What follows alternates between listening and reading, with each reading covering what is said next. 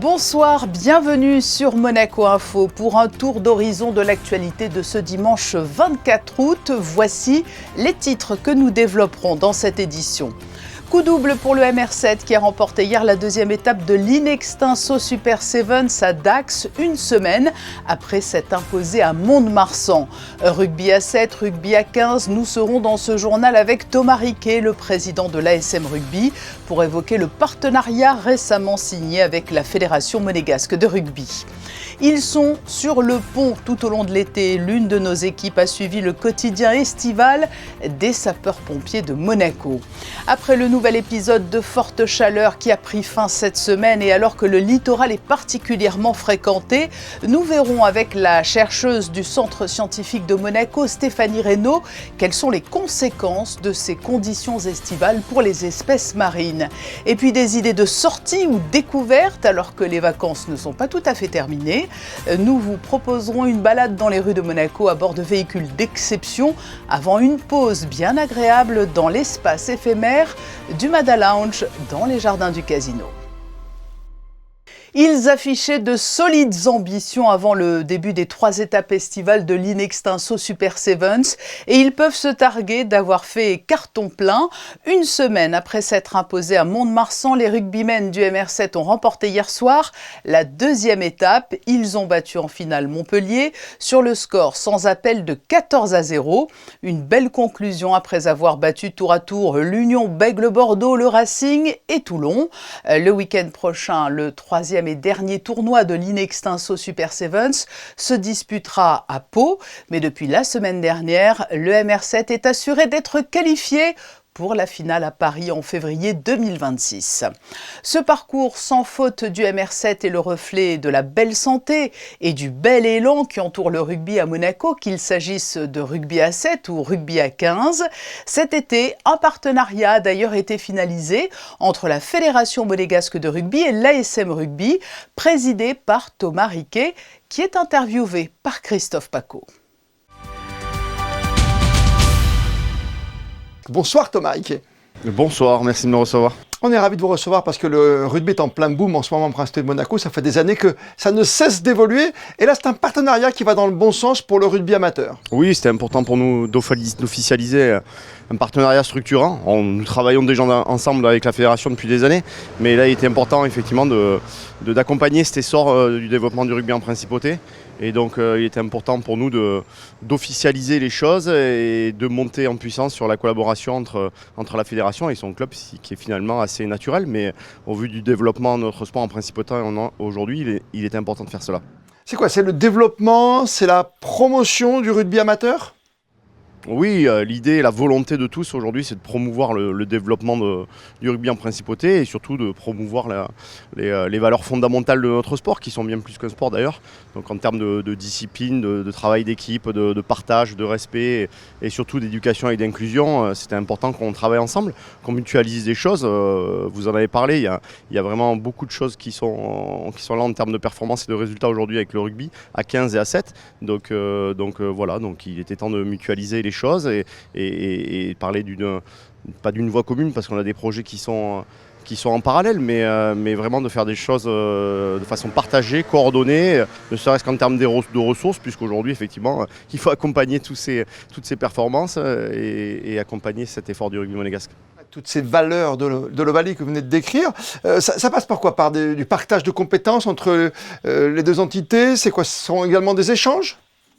Oui, c'est des échanges de compétences, vous en avez parlé, avec des staffs qui sont parfois communs, qui se coordonnent sur des projets à 15 et à 7.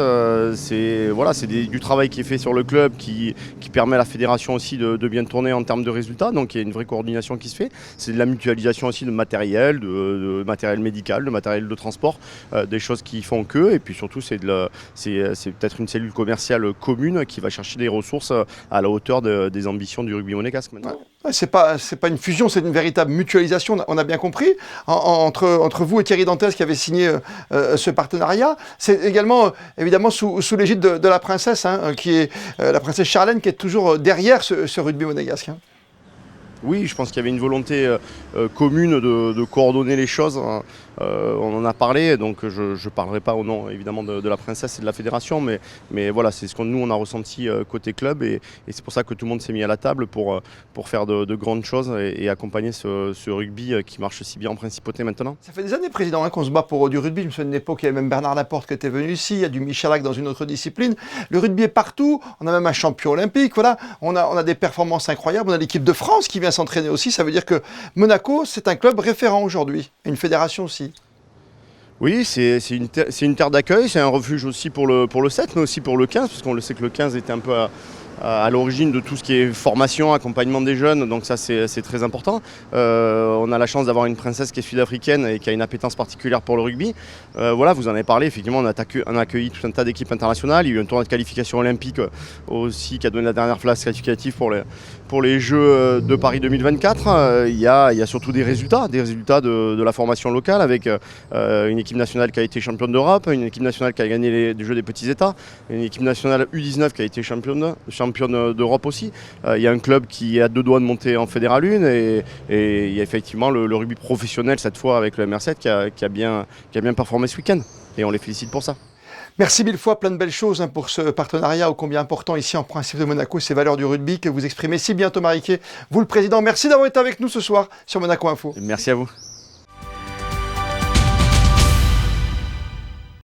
Le rugby qui a de beaux jours devant lui en Principauté. En cette période estivale où la fréquentation touristique enregistre un pic, des anges gardiens veillent sur la population et les visiteurs. Et la mission est d'autant plus importante que l'on a dû faire face notamment à une vague de chaleur. Les sapeurs-pompiers de Monaco redoublent donc de vigilance. Une équipe de Monaco Info les a suivis en coulisses à la caserne de la Condamine. Voyez ce reportage de Vanessa Dessy et Hugo Comaza. Les pompiers, j'écoute. En été, les sapeurs-pompiers de Monaco connaissent leur période la plus active. Entre canicules, accidents du quotidien, interventions diverses, chaque jour réserve son lot d'urgence. Les équipes toujours prêtes jonglent entre rapidité et sang-froid pour protéger résidents et visiteurs. Une vigilance permanente qui fait face à l'intensité de la saison estivale en Principauté. L'activité estivale, c'est environ 1000 interventions par mois sur juillet et août. Donc c'est hormis le mois de mai qui est un peu particulier par rapport aux différentes épreuves des Grands Prix, c'est les 2 mois les plus importants de l'année. C'est à peu près stable par rapport à l'année dernière et avec essentiellement du secours à personne, plus de 85% de notre activité opérationnelle, un petit peu d'activités liées aux hyménoptères. Donc les hyménoptères, c'est les guêpes, c'est les insectes, puisqu'en fait c'est la période où on peut avoir ces nuisibles. Et puis après, des accidents de la circulation, toujours pareil, 5% de notre activité qui se maintient pendant la phase estivale et nos 2% de feu également. En période de canicule, la vigilance est de mise pour protéger la population face aux effets extrêmes de la chaleur. Deuxième période de canicule de l'été, elle a duré un peu longtemps, 11 journées. Pour nous, il n'y a pas une grosse activité liée à la canicule. En fait, on note une dizaine d'interventions qui peut être liées à la chaleur, mais rien de particulier. On voit qu'on est dans le sud, que les gens sont habitués à vivre dans ces conditions-là, que la plupart sont climatisés. Et il y a aussi des services sociaux qui gèrent et qui font beaucoup de prévention sur ces risques-là. Après, c'est plutôt lié aux touristes qui viennent en Principauté, qui peuvent effectivement être victimes de la chaleur. Avec les fortes chaleurs, la journée des sapeurs-pompiers de Monaco est pensée pour préserver leurs forces. L'organisation et le rythme s'adaptent, garantissant vigilance et efficacité tout au long de l'été. Il n'y a pas de particularité par rapport à la saison estivale, si ce n'est qu'on aménage un petit peu le temps de travail par rapport à la température et à la chaleur.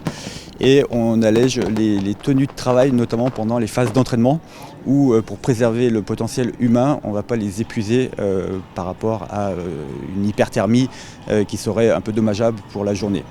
Après, on inverse aussi la séance de sport avec la manœuvre, puisqu'on fait la manœuvre en première partie de journée, puisque la manœuvre est à l'extérieur, et donc on s'assure qu'il fasse le plus frais possible.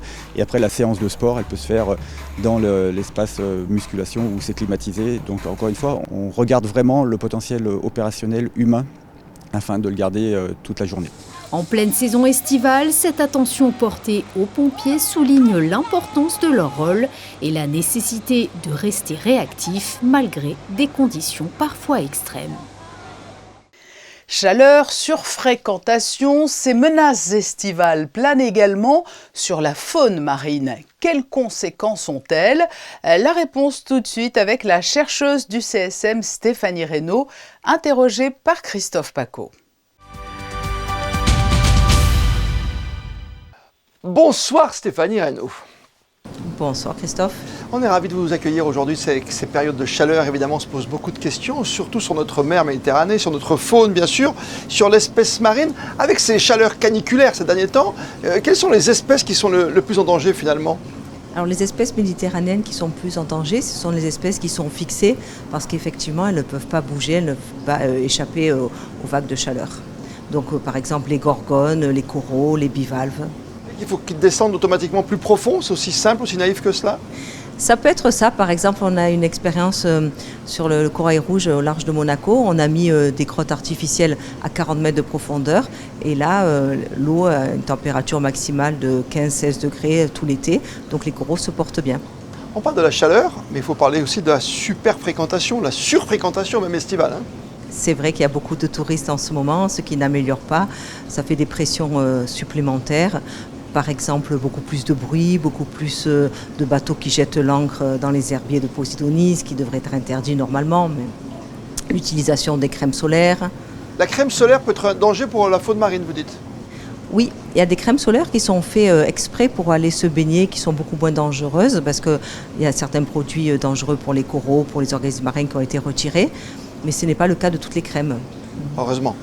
Dites-moi, pour sauvegarder notre... Qu'est-ce qu'on peut faire de plus aujourd'hui? Parce qu'on ne peut pas empêcher les touristes et les bateaux de venir. Et le simple plaisancier, on voit bien le geste de lancer l'ancre et de ramener malheureusement un peu de plancton, un peu d'algues. Oui, beaucoup de Posidonie par exemple. On peut installer des bouées, des corps morts et les plaisanciers s'accrocheraient à ces corps morts. Donc ce serait des bouées avec un gros bloc de béton au fond. Donc certes il y aurait ce bloc de béton, mais on le met une fois pour toutes et après les bateaux viennent s'accrocher dessus. On peut mettre aussi en place des aires marines protégées par exemple avec des régulations de nombre de bateaux, de plongeurs. Ce serait une belle solution. Dites-moi, est-ce que, encore une fois c'est une question simple que je vous pose, que plus le bateau est gros, vous voyez où je veux en venir, c'est un navire de croisière qui accoste à Monaco, qui arrive dans le port, et c'est là où il y a le plus de danger, ou un simple jet ski ou un petit Zodiac peut faire autant de dégâts? Alors, tant qu'ils naviguent, on va dire, ils font du bruit, la pollution sonore, on sait que ça perturbe l'environnement, donc effectivement, plus ils sont gros, plus ils vont perturber l'environnement. Par contre, après, il y a le fait de jeter l'ancre qui est très mauvais. Quelle est l'espèce aujourd'hui la plus en danger entre les températures caniculaires du moment, cette conséquence de la chaleur et la surfréquentation? Alors moi je vais parler par exemple des gorgones parce que c'est un organisme qu'on étudie ici au centre scientifique. Comme je disais, c'est des organismes qui sont fixés donc ils ne peuvent pas bouger. Et déjà en 2024 il y avait eu un gros problème de canicule marine et beaucoup de gorgones étaient mortes dans les 20-25 premiers mètres. Elles n'ont pas eu le temps de récupérer parce que c'est des organismes qui poussent très très lentement, de quelques millimètres par an. Et malheureusement cette année il y a encore donc un deuxième voire un troisième épisode de canicule. Donc ces gorgones qui étaient déjà nécrosés, qui étaient déjà touchés, qui étaient déjà en stress, vont probablement mourir en grande quantité encore une fois. On n'a pas parlé encore de l'homme pour conclure, mais nous l'humain, qu'est-ce qu'on craint avec ces températures où on met un pied dans l'eau maintenant à 30 degrés, ça risque de se réchauffer avec le temps? Est-ce qu'on va être, contraint à soigner, à se vacciner, à faire quelque chose? Parce que vous me l'avez dit, les pommades, c'est pas ce qu'il y a de mieux pour la mer. Non, c'est ça. En fait, la température de la mer, même si elle est à 30 degrés, elle n'est pas nocive en tant que telle pour l'homme. Bien sûr, quand on prend des bains, c'est beaucoup plus chaud que ça. Mais par contre, ça peut favoriser des espèces invasives qui sont passées par le canal de Suez, qu'on appelle des espèces esseptiennes, et qui peuvent s'adapter aux températures méditerranéennes et qui peuvent être nocives pour l'homme. Par exemple, il y a de plus en plus de poissons qu'on appelle le poisson lion. Donc c'est un poisson qui pourrait être comestible, qui est largement comestible, mais il faudrait que les gens prennent l'habitude de le manger. Par contre, il a des épines, donc il faut faire attention en le préparant, donc il peut être dangereux. Et dans les années à venir, y avoir d'autres espèces qui peuvent apparaître. Et aussi, par exemple, des blooms d'algues, comme on voit régulièrement qui provoquent la fermeture des plages, des algues qui s'appellent Ostreopsis, qui sont en fait un petit peu dangereuses au niveau de la respiration, qui pour les personnes âgées, pour les enfants, ça rend la respiration un petit peu difficile. Donc régulièrement, il y a des plages qui sont fermées quand il y a des blooms de ces algues. Ouais, ces fameux bouillons de culture qui nous inquiètent tous. Ouais. Je vais être complet parce qu'il y a un phénomène qui nous a intrigués lors du premier épisode de Canicule, qui peut peut-être arriver cette semaine à nouveau. Je vais le dire en anglais, mais c'est upwelling ou downwelling, c'est cette eau qui va passer de 30 degrés à 15 degrés d'un coup presque. Oui, c'est ça en fait. Dès qu'il y a un petit peu de vent, il va y avoir un mélange des eaux. Les eaux de surface donc, qui sont très chaudes, les eaux de profondeur, comme je vous disais tout à l'heure, qui sont beaucoup plus fraîches, jusqu'à 15 degrés. Et dès qu'il y a un mélange des eaux, ça va refroidir d'un coup la température de surface. Donc ça peut être bénéfique pour les organismes, mais si c'est trop rapide, ça peut être aussi un problème. D'accord. Et ça peut arriver rapidement, encore une fois, là, sur la fin août? Ah oui, en quelques heures. Et moi, je me rappelle d'une année à Marseille, par exemple, quand il y a beaucoup de Mistral, on se baigne un jour, l'eau est à 25-26, on replonge le lendemain, elle est à 14-15 degrés. Merci d'avoir été notre invité ce soir, en tout cas, Stéphanie Reynaud. C'était passionnant de tout connaître de la faune, de la flore, et puis même pour l'être humain, de tous les dangers de ce réchauffement de la planète, dont on parle souvent, bien sûr, sur Monaco Info, et les conséquences actuelles de la chaleur sur l'espace marin, ici, chez nous, devant la Principauté. Merci encore, bonne soirée. Merci beaucoup. Certains ont donc opté pour les joies de la baignade, mais la Principauté offre bien d'autres possibilités de divertissement pendant les vacances, notamment pour les amateurs de belles voitures. Des véhicules vintage sillonnent actuellement les rues de Monaco. Leur look rétro séduit. Vanessa Dessy et Hugo Comasa sont montés à bord. Quand le charme des années 30 rencontre la technologie du futur, Monaco Classic Rides propose des voitures au design rétro, inspirées des grandes élégantes d'autrefois, mais propulsées par des moteurs 100% électriques. Un mélange raffiné entre style vintage et modernité durable. Ça correspond bien à Monaco, c'est une voiture rétro, électrique. Et tout en alliant l'idée moderne, c'est des voitures qui nous rappellent les années 30 et les Formule 1 des années 30, les premières voitures qui ont couru sur le fameux circuit de Monaco. Ce sont des voitures made in France, à Albi exactement. C'est des voitures qui ne sont pas très puissantes, hein. Leur caractéristique, c'est surtout le plaisir d'être à l'air libre et puis d'être vu. Monaco Classic Rides ne se limite pas à l'élégance de ses véhicules rétro-électriques. La société propose plusieurs formules, balades romantiques au coucher du soleil, circuit découverte de la Principauté ou encore expériences sur mesure pour événements privés, des offres taillées pour vivre Monaco autrement, entre glamour et douceur de conduite. Je propose, la formule la plus demandée, c'est le circuit de Formule 1. Les gens peuvent conduire et nous, on est devant avec un véhicule pour les guider. Les gens préfèrent faire comme ça d'ailleurs, ça évite aussi qu'ils aillent n'importe où, qu'ils se retrouvent dans des bouchons. Nous, on connaît un petit peu, le circuit c'est toujours le même, mais après on fait tout Monaco. Donc on leur présente un peu le Larvotto, Fontvieille. Et puis on a 2 tours un peu plus longs qui les amènent jusqu'au Vista, l'ancien Vista Palace, le Maybourne Hotel, la Turbie. On fait la Grande Corniche et on redescend par le bord de mer, Beaulieu, Villefranche. Et ça aussi, c'est sympa. Un retour vers le passé avec un regard tourné vers l'avenir. Ces élégantes au style d'antan et au cœur électrique offrent une expérience inédite, conjuguer le charme rétro et la mobilité durable. Et comme chaque été, le Madawan, quant à lui, délocalise une partie de son savoir-faire en extérieur avec son concept éphémère appelé le Mada Lounge, un espace qui accueille la clientèle entre cocktails et tapas de 17h à 23h. De quoi prolonger la journée sur une bonne note. Découverte de ce concept dans ce reportage signé Alban Gingembre, Sylvain Péroumal et Émilie Flamin. Petit coin de verdure avec vue sur le casino, l'endroit parfait pour profiter d'une soirée estivale. Au menu, soleil, détente, musique, tapas, sans oublier un délicieux cocktail. Vous allez retrouver des boissons, des cocktails avec et sans alcool, des mocktails qui seront faits avec des best-of avec une petite touche maison. C'est une ambiance chic et décontractée. C'est un pop-up éphémère que nous ouvrons chaque année durant l'été. Nous proposons également de la musique live les jeudis, vendredis et samedis, avec des groupes comme ce soir nous avons Michael et Chai Séné, nous avons eu aussi Anthony Kalikagan et d'autres groupes qui sont passés pour animer le lieu dans cette ambiance qui est en fait un cocon de verdure au niveau de la place du Casino en plein Monte-Carlo. Si l'ambiance vous séduit, n'oubliez pas qu'il s'agit d'un concept éphémère. Le reste de l'année, l'expérience se poursuit au Madawan, à quelques pas d'ici. On a certains habitués qui reviennent chaque année. Ça nous permet de les inviter après à nous retrouver au Madawan, qui est ouvert toute l'année, en plein cœur de Monte-Carlo, où on propose également là un petit déjeuner, des déjeuners d'affaires et également des afternoon tea l'après-midi, où on peut boire aussi un verre, un cocktail entre amis. Vous avez jusqu'à la fin du mois d'août pour profiter de cet écrin avant de le retrouver l'an prochain. Voilà une petite semaine donc pour profiter encore de ce spot de l'été à Monaco. Un peu plus bas dans le quartier de Mare Terra, une nouvelle exposition a ouvert ses portes. La galerie Bocchetto accueille l'artiste américaine Maria Kozak. Ses toiles, à la fois intuitives et poétiques, invitent à repenser notre rapport au temps et à la nature. Gaëtan Lebrun, Julien Laugier et Alexandre Gougassian l'ont rencontré. L'artiste américaine Maria Kozak propose un voyage hors du temps.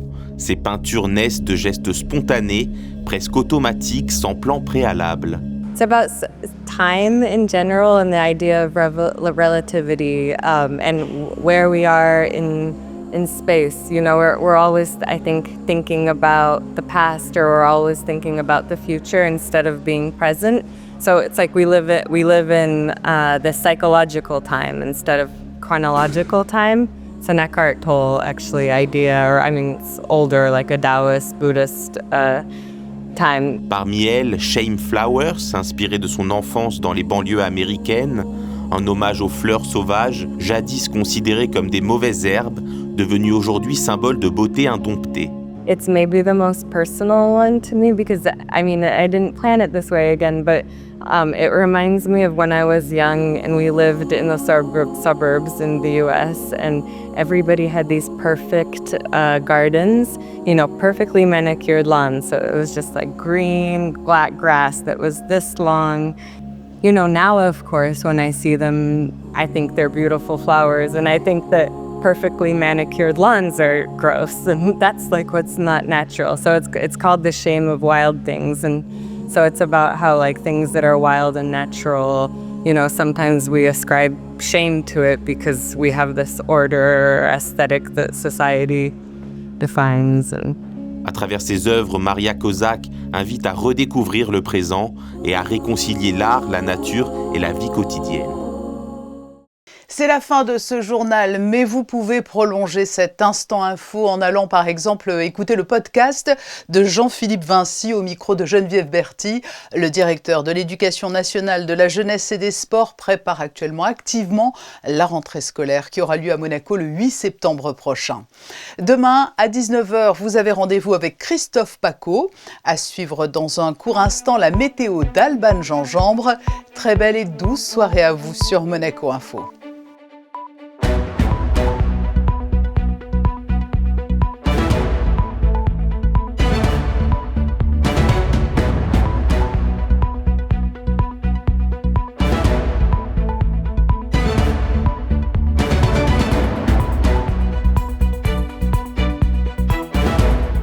Retrouvez la météo avec Suisse Courtage, votre partenaire de confiance en assurance à Monaco. Protection sur mesure pour particuliers et professionnels. Bonsoir à tous. Demain, pas de changement dans le ciel de la Principauté. Du beau temps malgré quelques passages nuageux. Le thermomètre affichera 20 degrés le matin et 26 degrés l'après-midi.